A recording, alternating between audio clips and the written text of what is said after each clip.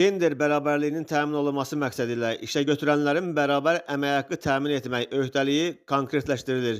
Bu, Milli Məclisin Əmək və Sosial Siyasət Komitəsinin bu gün keçirilən iclasında müzakirəyə çıxarılan əmək məcəlləsində təklif edilən dəyişiklikdə əksini tapıb. Layihəyə əsasən işəgötürən cinsindən asılı olmayaraq eyni və ya bərabər dəyərli müxtəlif işi yerinə yetirən işçilərə bərabər əmək haqqı ödəməyə borcludur. İşin bərabər dəyərli olması əmək şəraiti, əmək funksiyasının xarakteri və qüvvədə olan vahid tarif ixtisas sorğu kitabçalarında nəzərdə tutulmuş tarif ixtisas xüsusiyyətləri nəzərə alınmaqla işəgötürən tərəfindən müəyyən edilməlidir.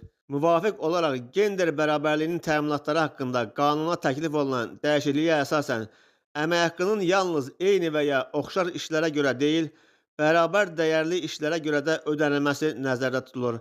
Həmin qanunun 9.1-ci maddəsinə əsasən cinsindən asılı olmayaraq bir iş yerində işləyən, eyni ixtisas dərəcəsinə malik olan, eyni iş şəraitində işləyən, eyni dəyərli işi yerinə yetirən işçilərə əmək haqqı, həmçinin mükafatlar və işçini həvəsləndirmək məqsədilə ödənilən digər maddi ödənişlər eyni ödənilməlidir.